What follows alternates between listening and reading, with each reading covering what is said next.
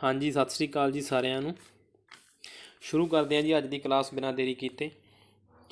प्रश्न नंबर 1 जी, पंजाबी ਸਾਹਿਤ ਵਿੱਚ ਹਾਸ ਰਸ ਦਾ ਮੁੱਢ ਵੱਜਾ ਜੋਗੀਆਂ ਤੋਂ, ठीक है जी, ਨਾਥਾਂ ਤੋਂ, ਭਾਵ ਜੋਗੀ ਨਾਥਾਂ ਦੇ ਸਾਹਿਤ ਤੋਂ ਜਿਹੜਾ ਵਾ ਪੰਜਾਬੀ ਦੇ ਵਿੱਚ ਹਾਸ ਰਸ ਦਾ ਜਿਹੜਾ ਮੁੱਢ ਵਾ ਸ਼ੁਰੂ ਹੋਇਆ, ठीक है। ਜੇ ਪ੍ਰਸ਼ਨ ਆਉਂਦਾ ਤਾਂ ਧਿਆਨ ਰੱਖਣਾ। ਸੁਥਰਾ ਅਤੇ ਜਲਨ ਨਿਰੋਲ ਹਾਸ ਰਸੀ ਕਵੀ ਹੋਏ ਨੇ, ठीक है जी।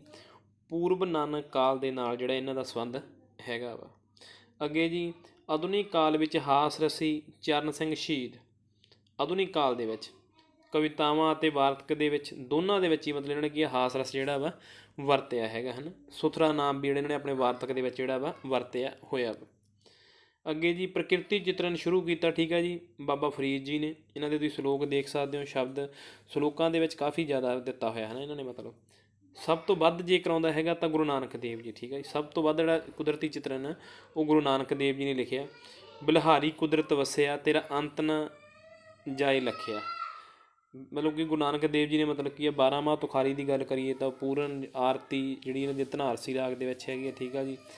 ਤਾਂ ਪੈਰੇ ਹੈਗੇ ਨੇ ਇਹਨਾਂ ਦੇ, ਮਤਲਬ ਤਕਰੀਬਨ ਸਾਰੀ ਬਾਣੀ ਬਾਬਾ ਨਾਨਕ ਜੀ ਦੀ ਜਿਹੜੀ ਹੈਗੀ ਹੈ ਕਿਵੇਂ ਨਾ ਕਿਵੇਂ ਮਤਲਬ ਕੁਦਰਤ ਦੇ ਨਾਲ ਜਿਹੜੀ ਹੈ ਸੰਬੰਧ ਰੱਖਦੀ ਹੈਗੀ ਹੈ। ਹਾਂਜੀ, ਅੱਗੇ ਗੱਲ ਕਰਦੇ ਹਾਂ ਆਧੁਨਿਕ ਕਾਲ ਦੇ ਵਿੱਚ ਭਾਈ ਵੀਰ ਸਿੰਘ ਕੁਦਰਤੀ ਰਹੱਸਵਾਦੀ ਕਹਿ ਸਕਦੇ ਹਨ। ਇਹਨਾਂ ਨੇ ਕਾਫੀ ਜ਼ਿਆਦਾ ਜਿਹੜਾ ਜਿਵੇਂ ਹੈਗਾ ਕਸ਼ਮੀਰ ਦੀ ਸੁੰਦਰਤਾ ਨੂੰ ਲੈ ਕੇ ਮਤਲਬ ਕਾਫੀ ਕੁਦਰਤ ਦੇ ਨਾਲ ਇਹਨਾਂ ਨੇ ਕਾਫੀ ਜ਼ਿਆਦਾ ਮਤਲਬ ਜਿਹੜਾ ਵਾ ਆਪਣੇ ਰਹੱਸਵਾਦ ਜਿਹੜੇ ਵਿਚਾਰ ਹੈਗੇ ਨੇ ਉਹ ਪ੍ਰਗਟ ਕੀਤੇ ਹੈਗੇ ਨੇ। ਵਿਧਾਤਾ ਸਿੰਘ ਤੀਰ ਗਿਆਨੀ ਹੀਰਾ ਸਿੰਘ ਦਰਦ ਜੀ ਤੋਂ ਮਤਲਬ ਸਿੱਖਿਆ ਪ੍ਰਾਪਤ ਕੀਤੀ ਸੀ, ਉਹਨਾਂ ਦੇ ਮਾਮਾ ਜੀ ਲੱਗਦੇ ਸੀਗੇ। ਪਰੰਪਰਾਵਾਦੀ ਕਵੀ ਬਿਰਤਾਂਤ ਕਿੱਸੇ ਲਿਖੇ ਇਹਨਾਂ ਨੇ, ਠੀਕ ਹੈ ਜੀ। ਮਤਲਬ ਕਾਲ ਕੂਕਾਂ ਇਹਨਾਂ ਦੀ ਜਿਹੜੀ ਹੈਗੀ ਆ, ਕਾਲ ਕੂਕਾਂ ਪਹਿਲਾ ਜਿਹੜਾ ਇਹਨਾਂ ਦਾ ਹੈਗਾ ਵਾ ਕਾਵ ਸੰਗ੍ਰਹਿ ਹੈਗਾ ਉਹ ਦੇਸ਼ ਵੰਡ ਦੇ ਨਾਲ ਜਿਹੜਾ ਵਾ ਸੰਬੰਧ ਰੱਖਦਾ ਵਾ। ਦਸ਼ਮੇਸ਼ ਦਰਸ਼ਨ, ਠੀਕ ਹੈ ਜੀ। ਬੰਦਾ ਬਹਾਦਰ, ਰੂਪ ਰਾਣੀ ਸ਼ਕੁੰਤਲਾ, ਨਲ ਦਮਯੰਤੀ ਇੱਥੇ ਲਿਖਿਆ ਨਹੀਂ ਗਾ। ਇਹ ਇਹਨਾਂ ਦੇ ਮਤਲਬ ਕੀ ਆ ਪਰੰਪਰਾਵਾਦੀ ਕਿੱਸੇ ਸੀਗੇ ਵਿਧਾਤਾ ਸਿੰਘ ਤੀਰ ਜੀ ਦੇ, ਠੀਕ ਹੈ ਜੀ।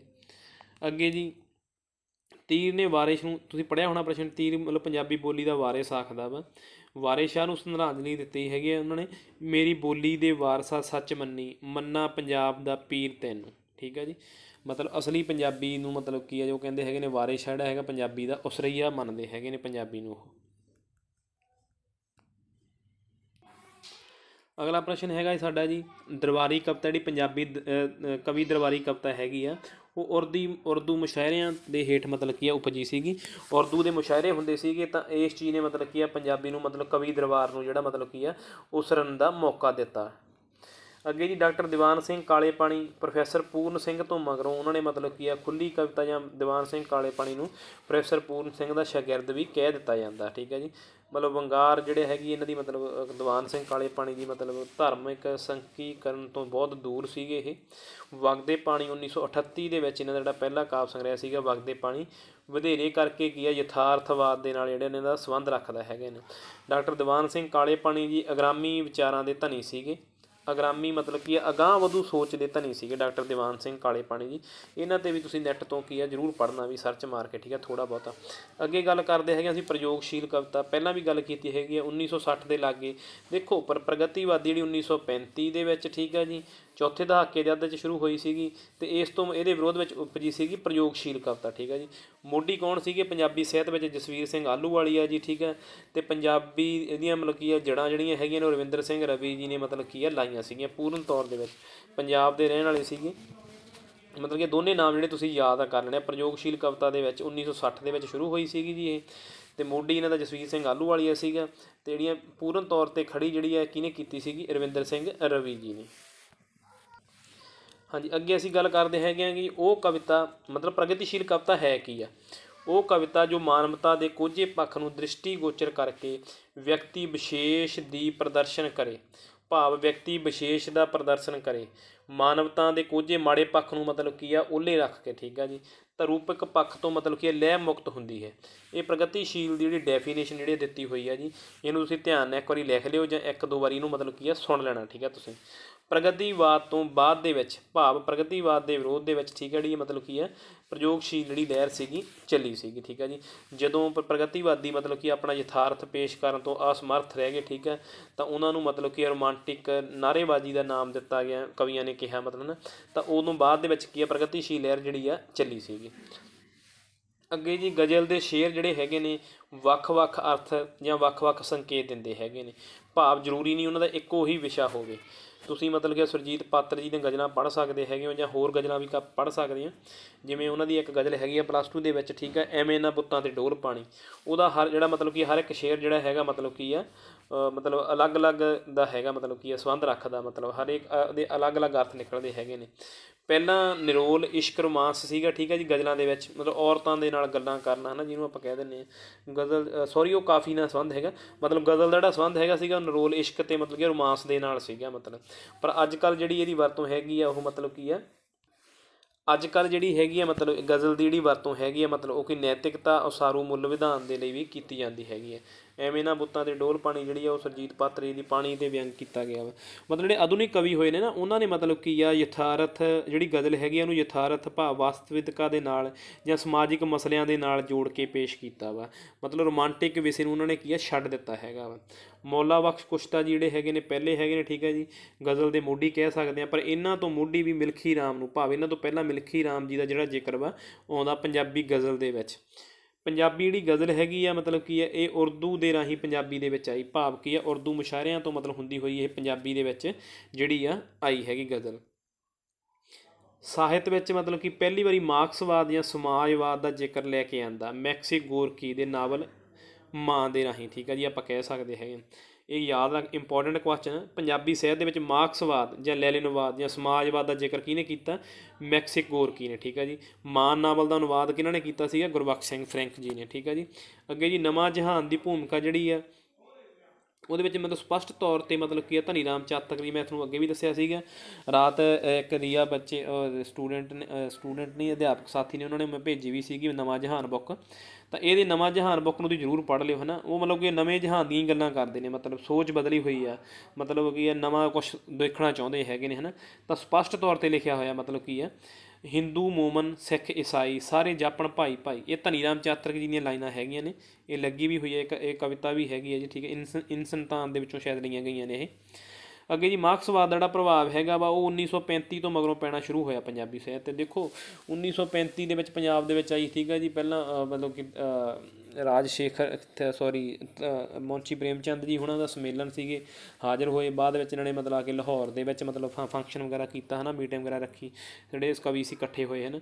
ਮਤਲਬ ਆਪਣਾ ਮਕਸਦ ਹੈਗਾ ਵਾ ਮਤਲਬ ਕੀ ਆ, ਚੌਥੇ ਦਹਾਕੇ ਦੇ ਵਿੱਚ ਸ਼ੁਰੂ ਹੋਈ ਆ, ਠੀਕ ਹੈ ਜੀ, ਇਹ ਪੰਜਾਬੀ ਸਾਹਿਤ ਦੇ। 1935 ਤੋਂ ਬਾਅਦ ਜਿਹੜੀ ਹੈ ਜਾਂ 35 ਦੇ ਵਿੱਚ ਮਤਲਬ ਕਿ ਪ੍ਰਗਤੀਵਾਦ ਦੀ ਲਹਿਰ ਵਾ ਆਈ ਹੈਗੀ ਆ।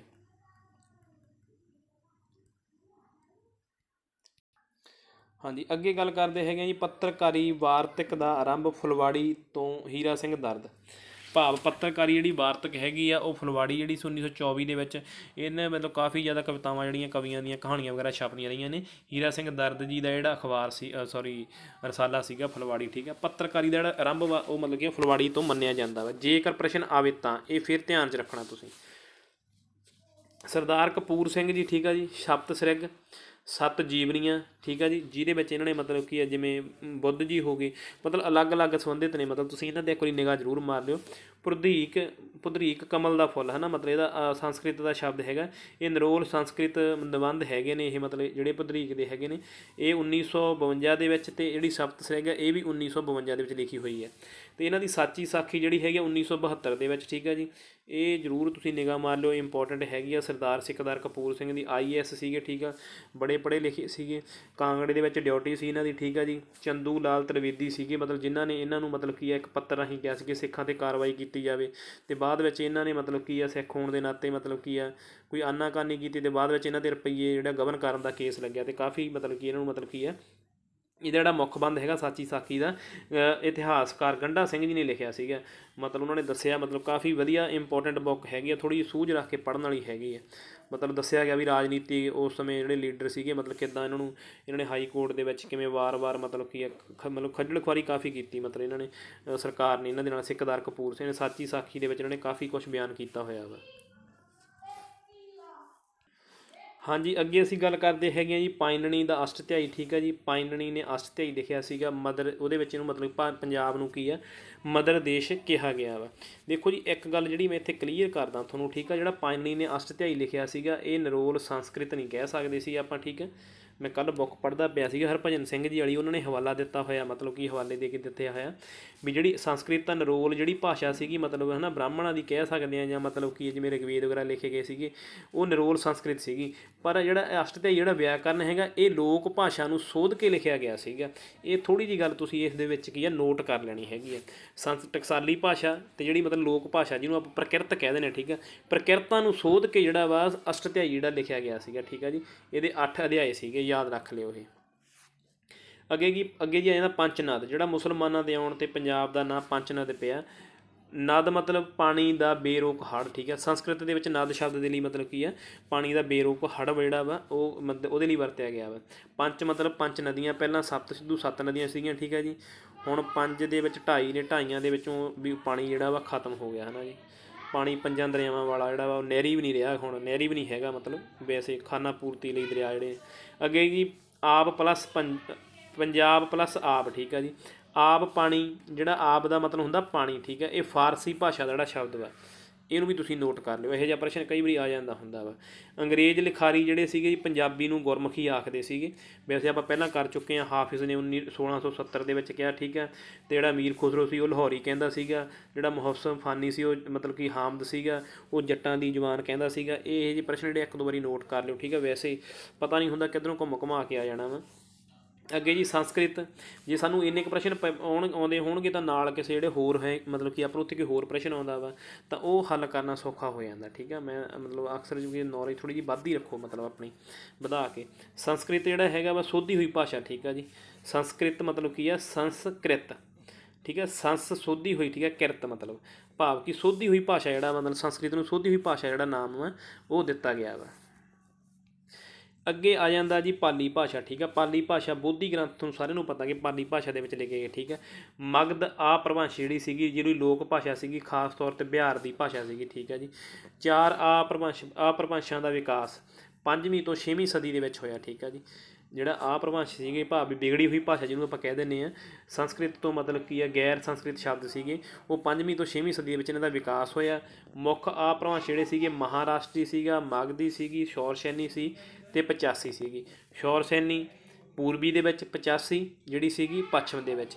ਇਹਨਾਂ ਤੋਂ ਟੱਕੀ ਸਥਾਨਕ ਭਾਸ਼ਾ ਅਤੇ ਇਹਦੇ ਤੋਂ 85 ਤੋਂ ਮਤਲਬ ਪੱਛਮ ਤੋਂ ਕਈ ਜਿਹਨੇ ਤੋਂ ਮਿਲ ਕੇ ਮਤਲਬ ਕਿ ਪੰਜਾਬੀ ਭਾਸ਼ਾ ਦਾ ਜਿਹੜਾ ਵਾ ਨਿਕਾਸ ਹੋਇਆ ਸੀਗਾ, ਠੀਕ ਹੈ। ਜੇ ਸਾਨੂੰ ਪ੍ਰਸ਼ਨ ਆਉਂਦਾ ਕਿ ਪੰਜਾਬੀ ਭਾਸ਼ਾ ਦਾ ਨਿਕਾਸ ਸ਼ੌਰਸੈਨੀ ਤੋਂ ਹੋਇਆ, 85 ਤੋਂ ਹੋਇਆ, ਤਾਂ ਅਸੀਂ ਕੀ ਸ਼ੌਰਸੈਨੀ ਨੂੰ ਲਾਵਾਂਗੇ, ਠੀਕ ਹੈ ਜੀ।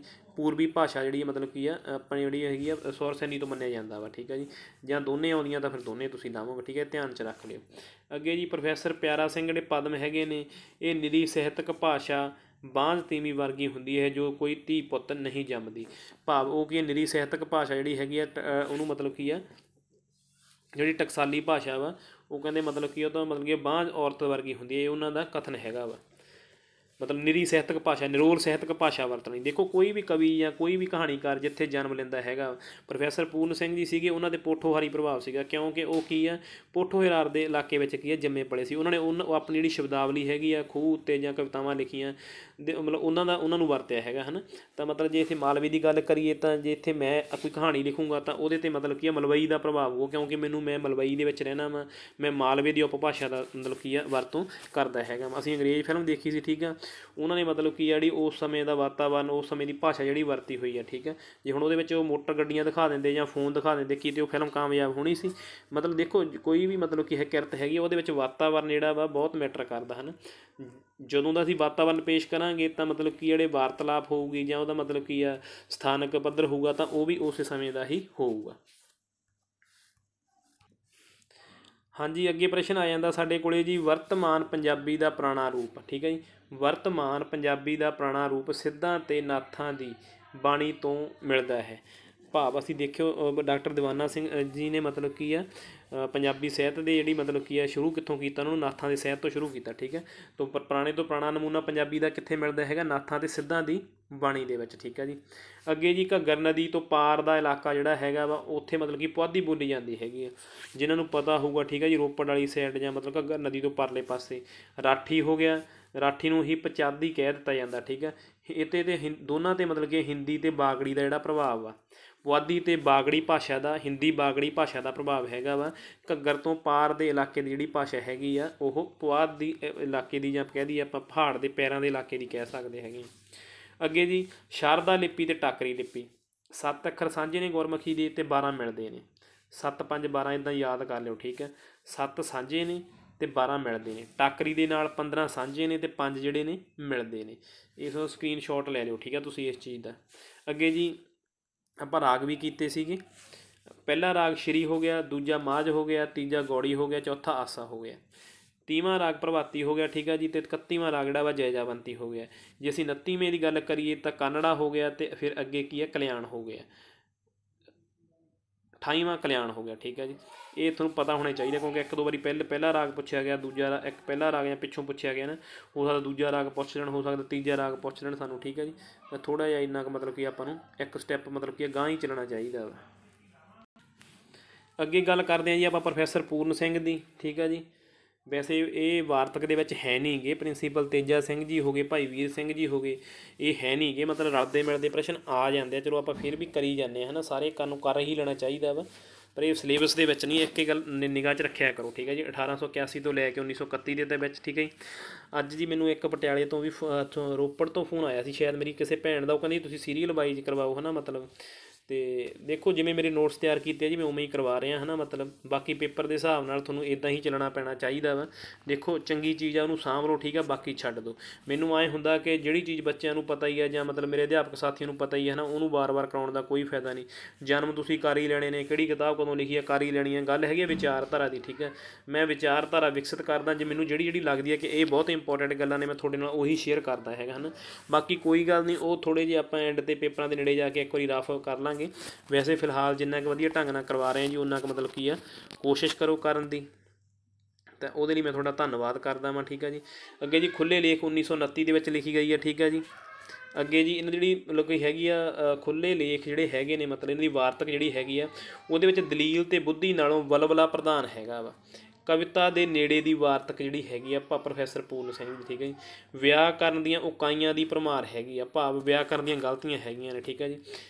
ਮਤਲਬ ਇਹ ਕਹਿੰਦੇ ਹੈਗੇ ਨੇ ਮਤਲਬ ਕਿ ਮੇਰੀ ਮਾਂ ਬੋਲੀ ਜਿਹੜੀ ਆ ਦੁੱਧ ਦੇ ਨਾਲ ਮਤਲਬ ਕਿ ਸਿੱਖੀ, ਮੈਨੂੰ 35 ਅੱਖਰ ਜਿਹੜੇ ਨੇ ਹਜੇ ਵੀ ਭੁੱਲ ਜਾਂਦੇ ਨੇ। ਮਤਲਬ ਇਹ ਲਾਈਨਾਂ ਸੁਣੀਆਂ ਹੋਈਆਂ ਇਹਨਾਂ ਦੇ ਬਾਰੇ, ਠੀਕ ਹੈ। ਜਿਹੜੇ 35 ਅੱਖਰ ਨੇ ਉਹ ਮੈਨੂੰ ਕੀ ਆ ਭੁੱਲ ਜਾਂਦੇ ਹੈਗੇ ਨੇ।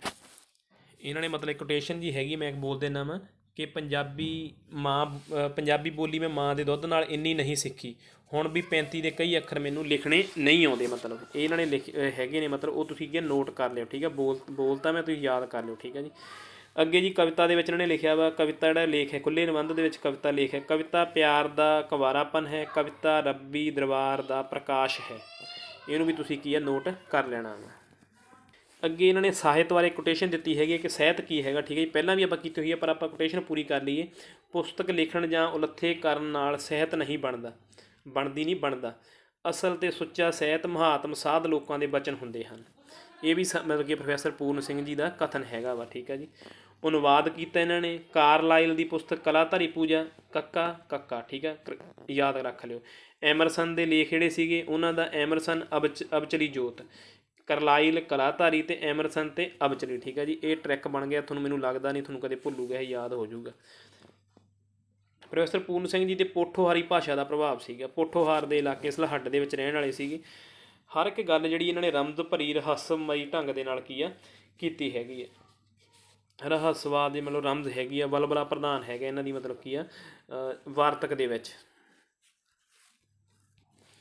ਅੱਗੇ ਜੀ ਇਹਨਾਂ ਦੀ ਕੀ ਖਾਸੀਅਤ ਹੈਗੀ ਆ, ਅੰਗਰੇਜ਼ੀ ਦੇ ਲਿਖਾਰੀ ਸੀਗੇ, ਠੀਕ ਆ ਜੀ। ਅੰਗਰੇਜ਼ੀ 'ਚ ਇਹਨਾਂ ਨੇ ਕਾਫੀ ਜ਼ਿਆਦਾ ਸਾਹਿਤ ਲਿਖਿਆ, ਮਤਲਬ ਪੰਜਾਬੀ ਤੋਂ ਜ਼ਿਆਦਾ ਲਿਖਿਆ ਵਾ। ਤਾਂ ਵੱਡੇ ਵਾਕ ਲਿਖਦੇ ਹੈਗੇ ਆ ਪੰਜਾਬੀ ਦੇ। ਕਈ ਵਾਰੀ ਇੱਕ ਜਿਹੜਾ ਪੂਰਾ ਪੈਰਾ ਵਾ ਜਿਹੜਾ ਮਤਲਬ ਕਿ ਇੱਕ ਵਾਕ ਦਾ ਬਣ ਜਾਂਦਾ ਹੈਗਾ ਵਾ। ਅੱਗੇ ਜੀ ਥੋੜ੍ਹੀਆਂ ਜਿਹੀਆਂ ਕਹਾਣੀਆਂ ਕਰ ਲਈਏ ਆਪਾਂ, ਅਕੇਵਾਂ ਥੋੜ੍ਹਾ ਜਿਹਾ ਦੂਰ ਹੋ ਜਾਊਗਾ। ਨਵਤੇਜ ਸਿੰਘ, ਠੀਕ ਆ ਜੀ, ਮਾਰਕਸਵਾਦੀ ਵਿਚਾਰਧਾਰਾ ਦੇ ਧਾਰਨੀ ਸੀਗੇ ਥੋੜ੍ਹੇ ਸ਼ੋਸ਼ਿਤ ਲੋਕਾਂ ਦਾ ਜਿਹੜਾ ਜੀਵਨ ਜਿਹੜਾ ਵਾ ਪੇਸ਼ ਕੀਤਾ। ਮਨੋਵਿਗਿਆਨ ਦੀ MA ਕੀਤੀ ਹੋਈ ਸੀ ਇਹਨਾਂ ਦੀ, ਠੀਕ ਹੈ ਜੀ। ਨਵਤੇਜ ਸਿੰਘ ਜੀ ਦੀ 1925 ਦੇ ਇਹਨਾਂ ਦਾ ਜਨਮ ਹੈਗਾ ਵਾ। ਪਹਿਲਾ ਕਹਾਣੀ ਸੰਗ੍ਰਹਿ ਇਹਨਾਂ ਦਾ ਕਿਹੜਾ ਸੀਗਾ ਜੀ, ਦੇਸ਼ ਵਾਪਸੀ। ਕਦੋਂ ਲਿਖਿਆ ਗਿਆ ਤੁਸੀਂ ਦੱਸ ਦਿਓ। ਦੇਸ਼ ਵਾਪਸੀ ਦੇ ਵਿੱਚ ਜਿਹੜੇ ਦੋ ਪਾਤਰ ਹੈਗੇ ਨੇ, ਸੰਤ ਸਿੰਘ ਅਤੇ ਮਤਾਬ ਸਿੰਘ, ਜਿਹੜੇ ਮਲਾਇਆ ਤੋਂ ਤੁਰਦੇ ਹੈਗੇ ਆਪਣੇ ਦੇਸ਼ ਜਿਹੜਾ ਉਹਨਾਂ ਨੇ ਮਤਲਬ ਕੀ ਆ ਪਹੁੰਚਣਾ ਹੁੰਦਾ ਵਾ, ਪਰ ਹੱਲਾ ਜੁੱਲਾ ਹੋਣ ਕਰਕੇ ਜਾਂ ਮਤਲਬ ਵੰਡ ਹੋਣ ਕਰਕੇ ਮਤਲਬ ਕਿ ਉਹਨਾਂ ਨੂੰ ਬੜੀ ਸਮੱਸਿਆ ਆਉਂਦੀ ਹੈਗੀ ਆ, ਠੀਕ ਹੈ ਜੀ। ਬਸ਼ੀਰਾ ਕਹਾਣੀ ਹੈਗੀ ਆ, ਠੀਕ ਆ ਜੀ। ਇਹ 10ਵੀਂ ਦੇ ਵਿੱਚ ਵੀ ਸੀਗੀ। ਬਸ਼ੀਰਾ ਮੁਸਲਮਾਨਾਂ ਦਾ ਮਤਲਬ ਕੀ ਆ ਮੁੰਡਾ ਹੁੰਦਾ ਸੀਗਾ। ਲੇਖਕ ਨਾਲ ਉਹਦੀ ਮਿੱਤਰਤਾ ਹੁੰਦੀ ਸੀਗੀ। ਜਦੋਂ ਪੜ੍ਹਦੇ ਹੁੰਦੇ ਆ ਬੜੇ ਖਾਬ ਦੇਖਦੇ ਹੈਗੇ ਨੇ। ਲੇਖਕ ਦਾ ਜਨਮ ਹੁੰਦਾ ਵਾ ਤਾਂ ਬਸ਼ੀਰਾ ਉਹਦੇ ਜਨਮ ਦਿਨ 'ਤੇ ਜਾਂਦਾ। ਉੱਥੇ ਕਾਂਤੀ ਨਾਂ ਦੀ ਕੁੜੀ ਮਤਲਬ ਉਹਨੂੰ ਕੀ ਆ ਬੁਲਾਉਂਦੀ ਆ ਤਾਂ ਉਹ ਸੰਗ ਦਾ ਆਸੇ ਪਾਸੇ ਬਹਿ ਜਾਂਦਾ ਹੁੰਦਾ ਵਾ, ਮਤਲਬ ਪੜ੍ਹਨੋਂ ਹਟ ਜਾਂਦਾ ਹੁੰਦਾ ਵਾ। ਕਈ ਦਿਨ ਸਕੂਲ ਨਹੀਂ ਜਾਂਦਾ ਗਾ ਤਾਂ ਲੇਖਕ ਉਹਨੂੰ ਉਹਦੇ ਪਿੰਡ ਮਿਲਣ ਜਾਂਦਾ। ਉਹ ਦੇਖਦਾ ਕਿ ਬਾਹਰ ਉਹ ਮਤਲਬ ਚਦਾਰਾਂ ਦੇ ਵਿੱਚ ਖੁੱਲ੍ਹੇ ਥਾਵਾਂ ਦੇ ਵਿੱਚ ਮਤਲਬ ਕੀ ਆ ਜਿਹਨੇ ਆਪਣੇ ਵੈਸੇ ਕਹਿ ਦਿੰਦੇ ਆ ਮਤਲਬ ਕਿ ਹੁਣ ਮੇਰੇ ਯਾਦ ਨਹੀਂ ਵੀ ਖੁੱਲ੍ਹਾ ਥਾਂ ਪਈ ਹੁੰਦੀ ਆ, ਉੱਥੇ ਮਤਲਬ ਕੀ ਆ ਮੱਝਾਂ ਕੀ ਆ ਚਾਰਦਾ ਹੁੰਦਾ ਬਸ਼ੀਰਾ।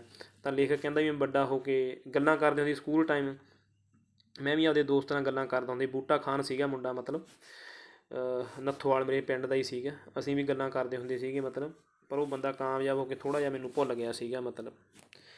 ਅਤੇ ਮੈਨੂੰ ਇਹ ਕਹਾਣੀ ਜਿਹੜੀ ਮੈਨੂੰ ਕਦੇ ਵੀ ਨਹੀਂ ਭੁੱਲੀ ਹੈਗੀ, ਮਤਲਬ ਬਸ਼ੀਰਾ ਕਹਾਣੀ ਜਿਹੜੀ ਹੈਗੀ ਆ। ਕਾਂਤੀ ਇਹਦੀ ਮੁੱਖ ਪਾਤਰ ਬਸ਼ੀਰਾ ਹੀ ਆ, ਠੀਕ ਆ ਜੀ। ਮਤਲਬ ਉਹਦਾ ਪਿਓ ਨੂੰ ਮਤਲਬ ਕੀ ਆ ਪੜ੍ਹਨੋਂ ਹਟਾ ਕੇ ਮਤਲਬ ਕੀ ਆ ਡੰਗਰ ਚਾਰਨ 'ਤੇ ਲਾ ਦਿੰਦਾ ਹੈਗਾ। ਮਤਲਬ ਪ੍ਰਗਤੀਵਾਦੀ ਕਹਾਣੀ ਹੈਗੀ ਆ ਵੀ ਜਿਹੜੇ ਬਸ਼ੀਰੇ ਵਰਗੇ ਨੂੰ ਲੇਖਕ ਕਹਿੰਦਾ ਵੀ ਮੈਂ ਇਹ ਜਿਹੀਆਂ ਕਹਾਣੀਆਂ ਲਿਖੂੰਗਾ ਕਿ ਮਤਲਬ ਕਿ ਨਵਾਂ ਜਿਹੜਾ ਪੂੰਜੀਵਾਦ ਸਮਾਜ ਹੋਊਗਾ, ਮਤਲਬ ਬਸ਼ੀਰੇ ਵਰਗਿਆਂ ਨੂੰ ਮਤਲਬ ਕਿ ਉਹਨਾਂ ਦਾ ਹੱਕ ਜਿਹੜਾ ਨਹੀਂ ਖੋਇਆ ਜਾਊਗਾ, ਮਤਲਬ ਇਹਨਾਂ ਨੂੰ ਪੜ੍ਹਨ ਦਾ ਜਿਹੜਾ ਵਾ ਪੂਰਾ ਮੌਕਾ ਮਿਲੂਗਾ, ਠੀਕ ਆ ਜੀ। ਅੱਗੇ ਜੀ ਸੰਤੋਖ ਸਿੰਘ ਧੀਰ ਦੀ ਗੱਲ ਕਰਦੇ ਹਾਂ। ਛਿੱਟਿਆਂ ਦੀ ਛਾਂ ਕਹਾਣੀ ਕਦੋਂ ਲਿਖੀ ਗਈ, ਠੀਕ ਹੈ ਜੀ। ਪਹਿਲਾ ਕਹਾਣੀ ਸੰਗ੍ਰਹਿ ਛਿੱਟਿਆਂ ਦੀ ਛਾਂ ਕਦੋਂ ਲਿਖਿਆ ਗਿਆ ਤੁਸੀਂ ਦੱਸਣਾ, ਠੀਕ ਹੈ। ਦੋਨੇ ਤੁਸੀਂ ਦੱਸਣਾ। ਦੇਸ਼ ਵਾਪਸੀ ਕਦੋਂ ਲਿਖਿਆ ਗਿਆ, ਛਿੱਟਿਆਂ ਦੀ ਛਾਂ ਕਦੋਂ ਲਿਖਿਆ ਗਿਆ, ਠੀਕ ਹੈ ਜੀ। ਅੱਗੇ ਜੀ ਕੋਈ ਇੱਕ ਸਵਾਰ ਬਾਰੂ ਤਾਂਗੇ ਵਾਲੇ ਨਾਲ ਸੰਬੰਧ ਰੱਖਦਾ ਹੈਗਾ, ਠੀਕ ਹੈ ਜੀ। ਮੈਨੂੰ ਲੱਗਦਾ ਇਹਦੇ ਵਿੱਚ ਜ਼ਿਕਰ ਖੰਨੇ ਦਾ ਜ਼ਿਕਰ ਕੀਤਾ ਹੋਇਆ ਉਹਨਾਂ ਨੇ, ਮਤਲਬ ਆਪਣੇ ਪਿੰਡ ਡਡਹੇੜੀ, ਕਿਉਂਕਿ ਡਡਹੇੜੀ ਇਹਨਾਂ ਦੇ ਨਾਨਕੇ ਸੀਗੇ ਇਹਨਾਂ ਦੇ ਮਤਲਬ, ਅਤੇ ਉਹ ਖੰਨਾ ਜਿਹੜਾ ਡਡਹੇੜੀ ਦੇ ਕੋਲ ਹੀ ਹੈਗਾ ਮਤਲਬ। ਤਾਂ ਇਹ ਸਥਾਨਕ ਨੜੀ ਖੰਨੇ ਦੇ ਨਾਲ ਮੈਨੂੰ ਲੱਗਦਾ ਸ਼ਾਇਦ ਸੰਬੰਧ ਰੱਖਦੀ ਹੈਗੀ ਆ। ਸਾਂਝੀ ਕੰਧ ਜਿਹੜੀ 10ਵੀਂ ਦੇ ਵਿੱਚ ਵੀ ਲੱਗੀ ਹੋਈ ਹੈ, ਮਤਲਬ ਦਰਬਾਰਾ ਸਿੰਘ ਅਤੇ ਕਪੂਰਾ ਸਿੰਘ ਦੋਨਾਂ ਭਰਾਵਾਂ ਜਿਹੜੇ ਹੈਗੇ ਸਾਂਝੀ ਕੰਧ 'ਤੇ ਕਰਨ ਦੇ ਵਿੱਚ ਮਤਲਬ ਕਪੂਰੇ ਨੂੰ ਲੋੜ ਨਹੀਂ ਹੁੰਦੀ, ਦਰਬਾਰੇ ਨੂੰ ਹੁੰਦੀ ਆ। ਤਾਂ ਉਹ ਮਤਲਬ ਕਿ ਹਿੱਸਾ ਮੰਗਦਾ ਹੁੰਦਾ ਕੁਛ, ਇਹਨਾਂ ਦੀ ਆਪਸੀ ਇੱਦਾਂ ਪੇਂਡੂ ਸਾਂਝ ਦੇ ਨਾਲ ਸੰਬੰਧ ਰੱਖਦੀ ਹੈਗੀ ਆ ਕਹਾਣੀ। ਅੱਗੇ ਸਵੇਰ ਹੋਣ ਤੱਕ ਸਾਂਝਾ ਭਾਈਚਾਰਾ, ਠੀਕ ਆ ਜੀ। ਛੱਤ ਦੇ ਉੱਪਰ ਪੈ ਕੇ ਸਾਰੀ ਰਾਤ ਗੱਲਾਂ ਕਰਦੇ ਰਹਿੰਦੇ ਆ। ਚੰਨਣ ਸਿੰਘ ਦਾ ਜਿਹੜਾ ਵਾ ਮੁੱਖ ਪਾਤਰ ਹੈਗਾ ਵਾ, ਠੀਕ ਆ ਜੀ। ਅੱਗੇ ਜੀ ਇੱਕ ਸਧਾਰਨ ਆਦਮੀ ਜਿਉਣਾ ਸਿੰਘ ਅਤੇ ਸੱਦਾ ਸਿੰਘ। ਜਿਉਣੇ ਸਿੰਘ ਨੇ ਪਾਣੀ ਲੈਣਾ ਹੁੰਦਾ, ਪਾਣੀ ਦਾ ਖੇਤ ਦੇ ਵਿੱਚ ਹੁੰਦਾ, ਮਤਲਬ ਝਗੜਾ ਹੁੰਦਾ ਇਹਨਾਂ ਦਾ।